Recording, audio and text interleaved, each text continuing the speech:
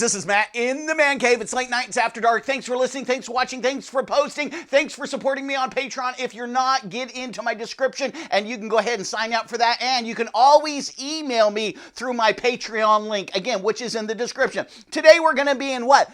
Deuteronomy 31, verse 8. Listen very carefully. It says this: the Lord himself goes before you. Do you hear what I just said? The Lord himself. Not an angel, but the Lord himself goes before you. Is that comforting? Buddy, is it not comforting?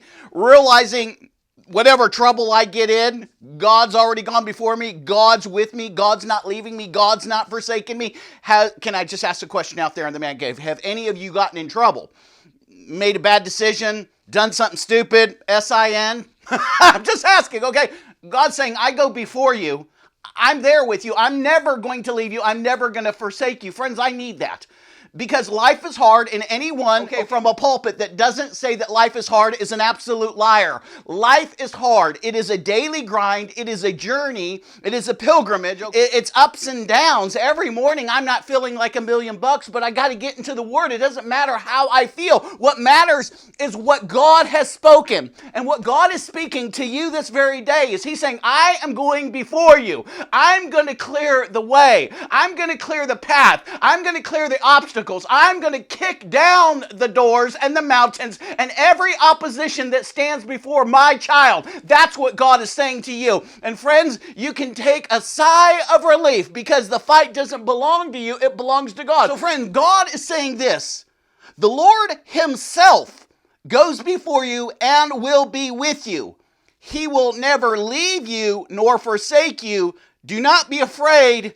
Do not be discouraged. Friends, did you hear the very last part of that verse?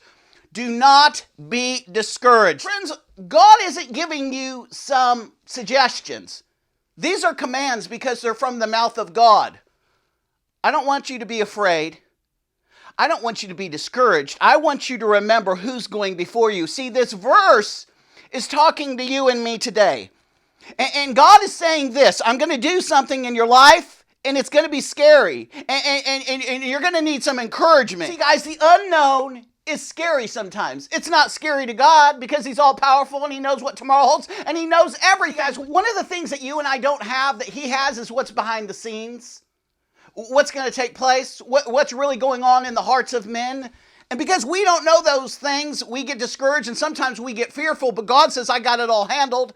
When God says, I'm going before you, and I'm going to be with you. I'm going to sustain you. I'm going to take care of it all. You don't need to be afraid. You don't need to be discouraged. He's not mincing words. He's not just saying that to be saying that. Let me give you a great example in the Old Testament with Joshua. Joshua is about to go to war against Jericho. You remember that story with the walls? But Joshua's not stupid, guys. He's a great warrior. He knows the Lord is with him.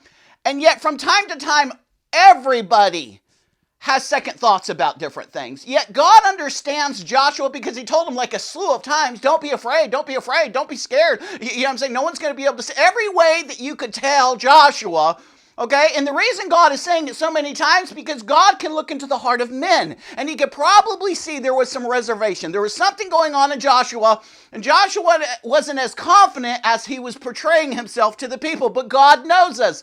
And so what ends up happening is Joshua sends 2 spies to Jericho, and you guys know the story of Rahab the harlot. The men are looking for the spies, so this whore, this prostitute hides the 2 spies in her little hut, and the men are knocking on all the doors, and they're saying, hey, we saw these 2 men in this area. Did he come in here? And the whore says, no, I haven't seen anyone. Get out of here. I'm doing business. You know what I'm saying? And because of, listen, this is a prostitute. Because of this prostitute lying to these men that were looking for the 2 spies, it basically safeguarded their life. And the two spies basically guaranteed that her life would be spared when Israel came into war. I'm going somewhere. But one of the things that the whore said was this, that the men of the city, they're terrified of you. They're downright fearful, and they can't sleep at night. And the spies eventually are standing before Joshua and giving the report. Joshua's probably like you and I. He's like, oh man, did you see those walls? Did you see how big those people were? You know what I'm saying?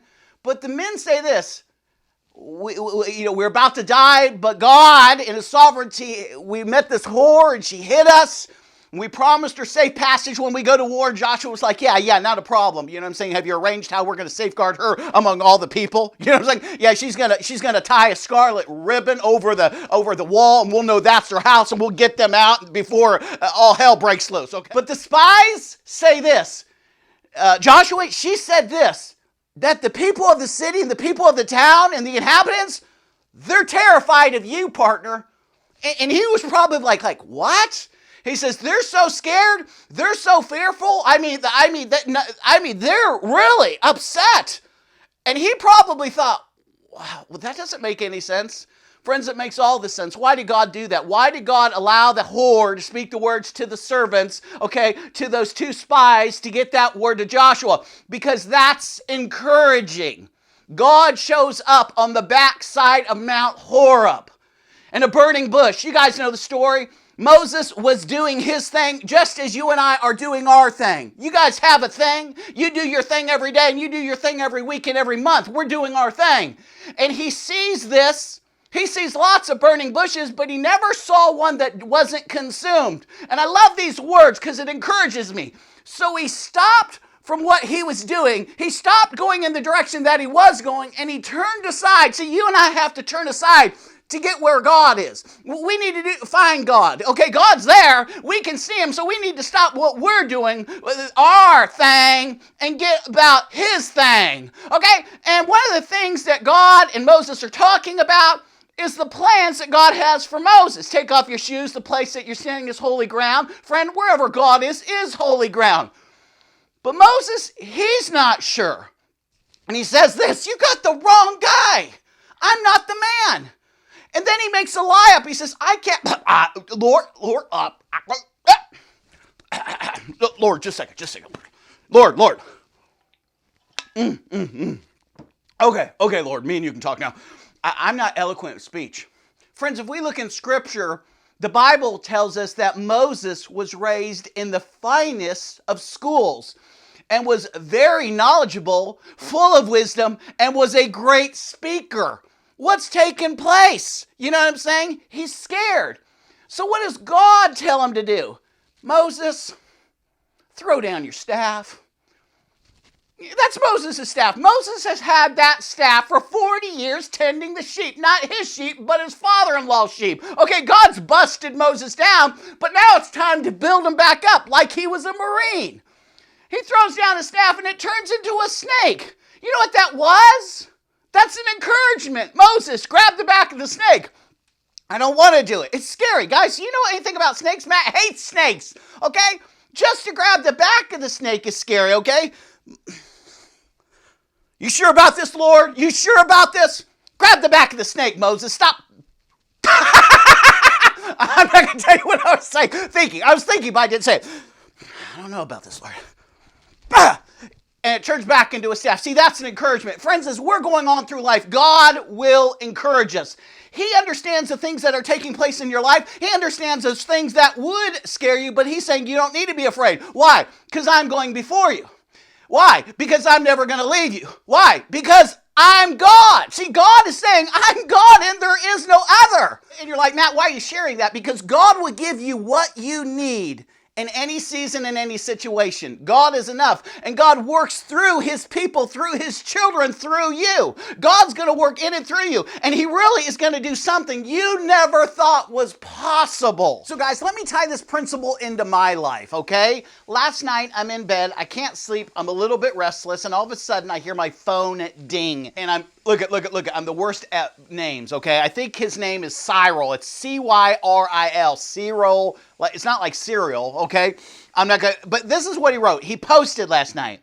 I think this is a great way to reach the younger generation of today's culture. I like it, and I am 68 years old. You came across good with your message, and don't worry about the mindset of some of our brothers and sisters who do not appreciate your preaching style. God bless, and sell the gospel like only you and you can. I liked it. I read it, and I thought, wow, golly, this isn't a person that normally posts. And he's 68 years old. This isn't his cup of tea, but he liked the devotion. It was the war within. It was February 28th. I'm on the side of a mountain, and I can still remember the conflict that I was going through as I'm filming that devotion. I'm standing on the side of the mountain. As you're watching me, I keep on doing this, because what you can't tell is the mountain is very steep, and it's hard to stand on all these rocks. And it was about the battle within, about my nature wants to do one thing, but God's telling me to do another thing. It's the war within that every man struggles with. But this man watched that, he posted this, and it encouraged me. Guys, let me give you another example. I'm sitting over here, I'm drinking pumpkin spice latte coffee, which again, always encourages me. I'm not discouraged, but I wouldn't say I'm my happy self, okay? I'm talking to Tracy. We're discussing a few things. There's been a lot of pushback, spiritually speaking. I hear my phone go off, and I pick up my phone, and again, I'm not happy Matt. I look, and it's a guy that's in the man cave. His name is Oscar, and Oscar went to my description. He went through my PayPal link, and he sent me $20. I was so blessed. Guys, listen. It just supercharged me. It's almost like Oscar came to the house in a limo and said, Matt, this is for you. It's a briefcase. And it's full of money. It's $10 million. Matt, I thought he gave you $20. That's exactly what I needed. I needed $20. I needed someone to reach into my life, okay, via the Lord and encourage my soul. And Oscar did it. I even wrote back and say, Oscar, you heard from God. God used you. God moved on your heart. You've invested in me. You've invested in the cave. You've invested in this day in my life. This is what God will do for all of his children. God knows exactly what we need. Do I need a briefcase full of millions? Friends, I don't need that. I need him. And if I will keep my eyes set upon him and let him go before me and let him fight the battles, allow him to destroy my enemies, allow him to stay on my right side, okay? Because he says, I'm not going to leave you, Matt. I'm not going to forsake you. You don't need to be afraid. You need to be encouraged. And God is saying this to you and I. I'll encourage you. I have a billion ways to encourage you, and I can come up with a billion more. And if I exhaust them, I can come up with a billion more. I know you, child of the living God. I know what makes you tick. I know what you long for. I know what you desire. I know what you want. And I can meet the desires and the needs of your heart if you just diligently seek me. You'll put me in the proper place within your life. Last night's devotion, delight. What? Delight yourself in the Lord, who'll give you the desires of your heart. You know what that means? You're thinking about God. You're not thinking about you. You're thinking about God. You're worshiping God. You're here to bring glory to the King. And yet the King understands that the life that you're living is hard. And he wants you to know that I love you. God's saying this to you. I love you. I'm walking side by side you. And I'm before you. And there's nothing that's going to come your way that you and I can't handle. Well, you know what I'm saying? God can handle it. But you're joining God in what he's doing. And he says, I know things in life are scary sometimes, and I know sometimes you get discouraged, but I can help you in all areas of your life. I'm God, and there is no other. And friends, I really like this, because there are times when our heart kind of drags, where we're just not 100%. And friends, it's these individual acts that God moves on your heart to do something. Whether it's posting or giving $20 or you're investing in someone else's life in another way. Friends, God uses you to encourage the saints, but God can do it in and of himself. Just by having a whore say, they're terrified of you. Do you know what it meant to Joshua when he heard that? Because nothing the spies had said encouraged them until they said, you know what the whore said? They're absolutely frightened. They're terrified. They're scared. They're crapping their pants. They're leaving camp. They're sneaking out. They don't want any part of you, Joshua, or the God of Israel. All of a sudden, he's supercharged. He's strengthened. God knows what we need every single day of this life. Him. This is Matt, Late Night in the Man Cave. All right, guys, we are about to get a huge rainstorm, and I thought to myself, the best thing to do in a rainstorm is what? A, stay inside and put a blankie over you. B, drink warm cider. C, fire up the barbecue grill and let her rip, tater chip. This is the Man Cave. Guys, there's my 2 pieces of meat. I'm loving it. I don't know really what kind of meat it is. You could call it mystery meat. It was cheap meat. I don't know if you guys shop like that.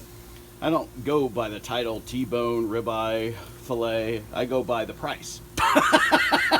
But I'm going to cook that up. I'm going to season it up for about 3 hours. Slow cook it. It's indirect heat. Coals are over here, meat's over here. So I'm thinking that's going to work really good. I'm about to season it. So guys, right now it is raining. This has been cooking for about 2 hours. And there's our meat. It looks a little done, but it's not. It just looks that way. It's perfectly ready to be pulled off. I'm going to go ahead and pull it off, and I'm going to show you a picture of it in the house. Peace! So guys, here is the mystery meat. And if you can post the name of this meat, you get $10,000. And the reason you're not going to get $10,000 is I don't know what kind of meat it was. It was just cheap meat. But it tastes, honestly, I have a little, you see the smoke line on there? We smoked it, so that's the smoke ring, which I love. There's a little bit of crust on the outside. It's not burnt, but a little bit of crust. And then it's really fairly tender on the inside. So that's delicious, guys. And I have some baked potatoes cooking in the microwave. So we're going to have this meat with some baked potatoes. And that is our din-din, late night din-din. So you guys have an excellent day. Remember to always put God first in your life. Anything you need, go to God. Anything. The people that fail is because they don't go to God. They try doing things their own way, and that just never works. Hey guys, this is Matt in the Man Cave. God bless you, and I'm praying for you all.